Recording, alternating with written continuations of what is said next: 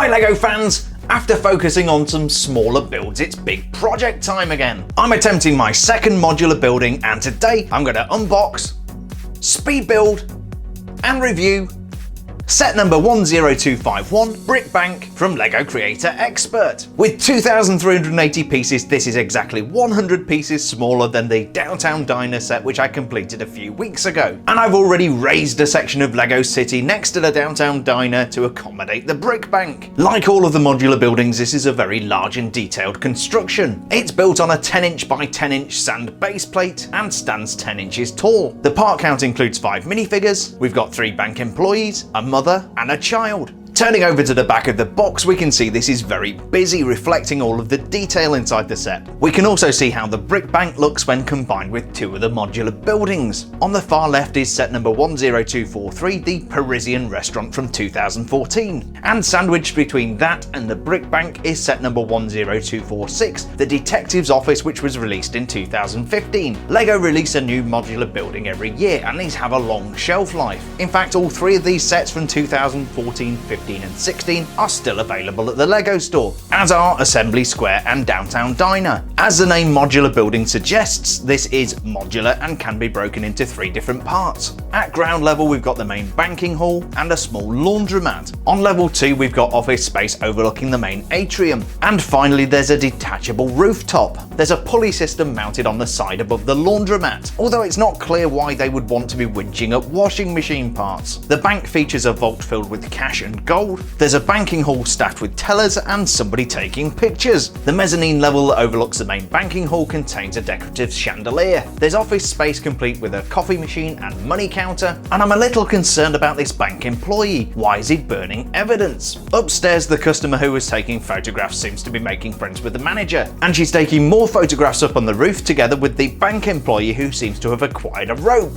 I think they may be planning some nefarious activities. And confirming this, there's an employee passing money out of the bank vault and through secret tunnels that lead to the back of the washing machines in the laundromat. This takes money laundering to a whole new level. So we've certainly got a lot of detail to explore, but we need to get this thing built first. So let's open up the box and see what we've got inside.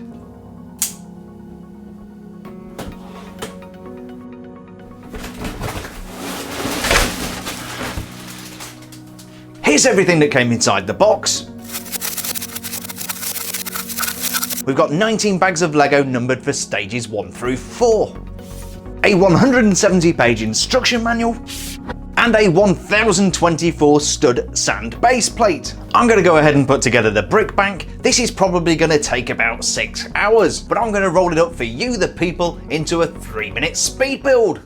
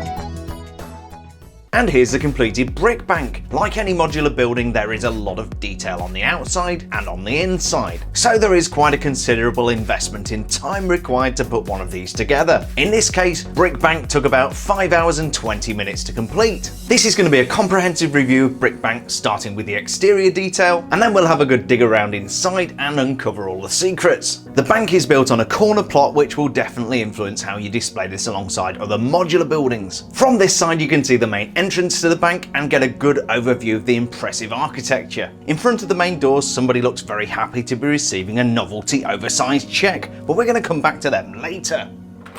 The street level facade is very detailed and sure to impress even the most reluctant saver to step inside. The double doors open up to give access to the banking hall, but it's a shame that we've got two door casings here, so we end up with a pillar down the middle. There's an elaborate angel statue above the doors, and I really like the way the wings are held in place with the arch. It's also interesting to see a pair of metallic Wolverine claws. The windows on the ground level of brick bank are definitely a high point. They're even glazed with custom printed glass. Above each window there's an elaborate pattern of 1x1 and 2x1 transparent clear and green tiles. These were very fiddly to put together, but the end result is superb. I'm sure these look absolutely magnificent when you retrofit the brick bank with internal lighting. There's even more detail just above the windows with this feature made of metallic cupcake and stud elements, and this ornate corner clock which displays the time to people on both streets on either side of the bank. At the base of each window we've got colourful window boxes full of flowers. In the street we've got an attractive looking tree which was really fiddly to put together, and other elaborate design features including this mosaic pavement and metallic silver drain covers. Turning around the corner you'll notice the bank isn't the only occupier of this building, and the bank manager seems to be helping with the construction of the laundromat sign. Looks like he needs just a little help.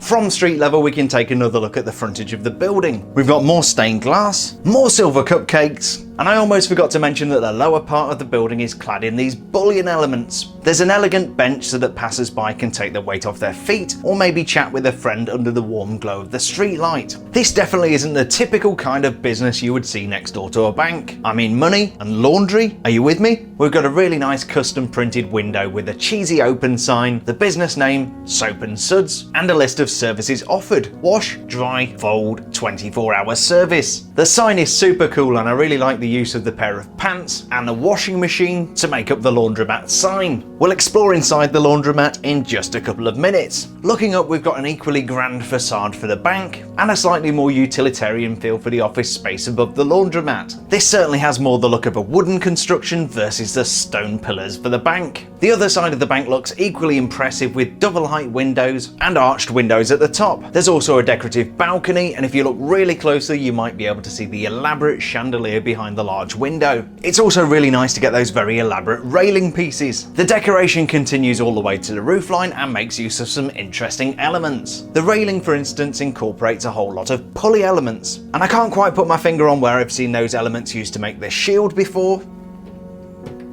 but boy oh boy are those fancy. The elaborate decoration continues all the way around the front of the building, and from this vantage point we can get a closer look at the roof that sits above the laundromat. This includes another pulley element, but this time for more practical reasons rather than decorative. There's also a decorative frog finial, but we'll come back to the roof decoration a little bit later. The other two sides of brick bank are very much more utilitarian. In fact, the colours you see here are not design choices at all. These are influenced purely by the internal colour schemes, which means to show brick bank off to its full effect, you'll either have to put it into a corner or buy two more modular buildings. So we've got a very elaborate exterior, but that's only half the story. To get a good look at the interior, some disassembly is required. With the disassembly complete, we end up with three different levels. Firstly, the main banking hall, secondly, the upper level office space and mezzanine, and finally the roof level. There aren't as many levels as there are in Downtown Diner, but the levels we do have are taller, allowing for more elaborate architecture and are more in keeping with a traditional bank. We're starting our tour in the main banking hall, so let's get down to business. Peering in through the main doors, the first thing we see is the friendly face of the bank teller. Like any bank, security is very important, and our bank teller is protected by security screens. Although they're not very easy to see, you might notice 2 panic buttons behind the counter. And we've got a vase full of flowers and some wall art just to brighten up the work environment. In the corner for the convenience of customers, we've got a high-level desk with writing materials. Very useful for completing paying in slips or writing checks. From this angle, you can also get a better idea of how those stained glass windows were put together. In the center of the banking hall, we've got a beautiful mosaic floor. One of my favorite things about doing speed builds is building floors like this because the end result is just so satisfying. On the other side of the banking floor, we've got a security door leading into the inner sanctum of the bank. The most notable feature back here is the very strong and secure looking vault. There's a very strong and secure looking vault door with a working locking mechanism. This uses a very simple latch which swings around and holds the door shut. There's also a very strong looking cage securing the top of the vault, but I'm not sure I would have put that next to the chimney. Inside the vault we've got a large pile of cash, and there's a removable wall which contains safety deposit boxes. Being removable makes it much easier to see what's inside, so let's have a look inside these doors. In the top one we've got some coin elements. In the next one down we've got some jewels. Yeah, nice purple crystals in there. And then in the last one, which is really fiddly to get into, we've got some more cash and a gold bullion bar. On the other side, we've got some kind of cash register. That looks like it's just there to make deposits so that the bank staff can deposit coins into the safe without having to open the main vault door. Those coins are beautifully detailed and each one is individually numbered. We've got 1, 2, 5 and 10. The gold bullion element isn't made from the usual gold metallic plastic. This is actually a really shiny finish, and you can even see that the Lego inscription on there is in both of the inlays, whereas usually it's only in one because you get the molding marks. That's a beautiful piece of Lego and I really like that. It's almost shiny like the Mr. Gold figures that came in the collectible minifigures series. Above the safety deposit boxes you can see the start of the chimney, and this leads all the way to the roof. It also has a conveniently loose ventilation shaft leading into the vault. I'm sure we'll find out what that's for later.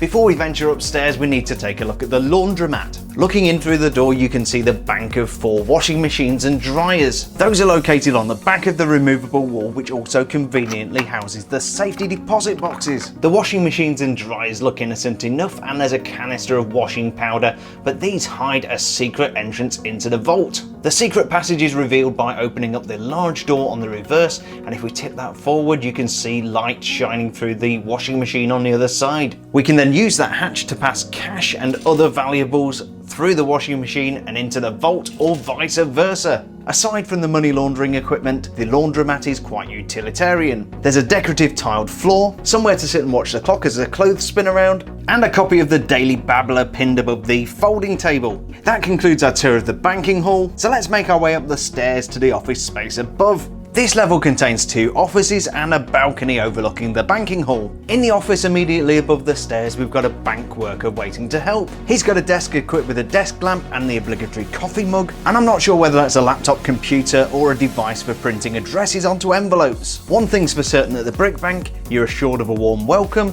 and a nice hot cup of coffee. He also has some drawer space in the corner, which contains plain envelopes and some goodies. And this guy certainly has the right equipment to make a great cup of coffee. Speaking of great, take a look at that view from the balcony which overlooks the banking hall. The atrium spans all the way from ground level up to roof level, and that's a good job because attached to the final level is a large chandelier that hangs down in this area. But before we get to that, let's take a look at the chimney that rises all the way from the ground floor to the rooftop of the bank. It's really difficult to see and there's no easy way to take off the sides so we can peer inside, but there is a flame element in the fireplace, and that shaft leads all the way down to the vault.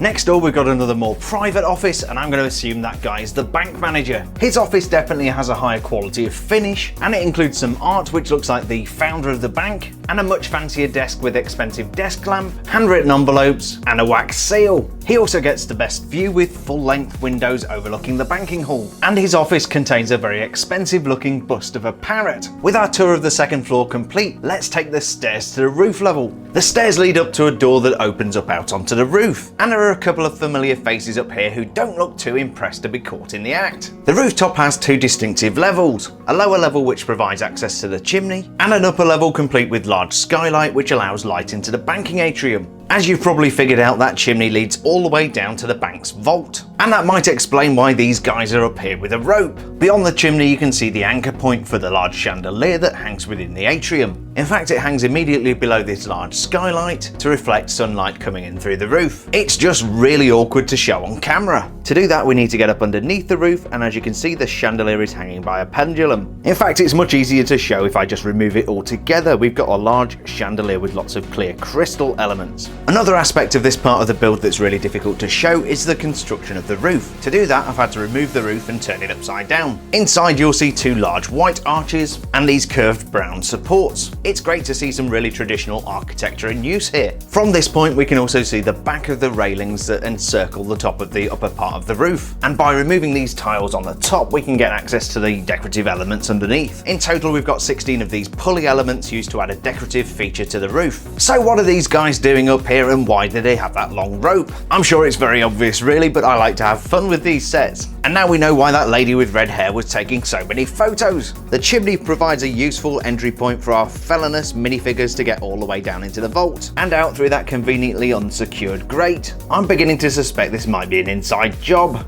So that concludes our tour of the awesome brick bank, but before we wrap up, let's take a look at those minifigures. So here are the 5 minifigures that come with this set. We've got 3 bank employees, a mother and a daughter. The first thing you're going to notice about these minifigures is that they have very generic faces. That was a feature of all the modular buildings until Downtown Diner came out in 2018. Only then did we start seeing minifigures with expressive faces and specifically designed costumes to go with the theme. All of these guys have a very generic look for good reason. These are legs and faces and hair pieces and torsos that we see in other LEGO sets. Bank employee number 1 is smartly dressed in grey trousers and a suit jacket, shirt and tie. And there's a small amount of printed detail on the reverse to give the illusion of contour. Bank employee number 2 is a little bit more colourful. She's wearing red pants, green jacket and t-shirt with a pendant. There is some more printing on the reverse and you can see this is a belted jacket. I'm working on the assumption this guy's the bank manager and he looks very dapper in dark grey pants, a vest with pocket watch and a white shirt with red tie. On the reverse we have some more printed detail for the pinstripe vest and there's a little bit of metallic detailing there for the buckle. The career criminal bank robbing mom is wearing lime green pants and a very cute top with butterflies on, and that torso definitely appeared in the 2017 Valentine's Day seasonal special. From the reverse we've got some more printed detail which makes that top look really flouncy. And finally we've got our competition winning child. She was awarded a novelty oversized check for 500 studs for some undefined reason. She's got the shorter lilac legs and she's wearing a jacket with shirt and cravat with a rosette pinned to her chest. So it looks like this was possibly designed for an equestrian themed set. We've got a little bit more printed detail on the back, including some really nice metallic gold detailing. So that was set number 10251, the awesome modular brick bank from LEGO Creator Expert. This is my second modular building and I think this could be the start of a very expensive obsession. I'm a huge fan of the modular style of building and I really appreciate the architectural detail that goes into these sets. I don't think you could class this as a toy, but I really appreciate some of the features that the designers put into this set to allow us to do some storytelling. They could have just built a bank, but it's great that they added additional features like the chimney and a secret opening in the back of the washing machines, so that we could have a little fun with this. I really hope you enjoyed this brick bank unboxing, speed build and review video. If you did, please don't forget to leave a like down below and subscribe for more awesome LEGO content. I've got some work to do to get this integrated into my LEGO city. So until next time, thanks a million for checking out my content, stay safe and we'll see you on the next build video.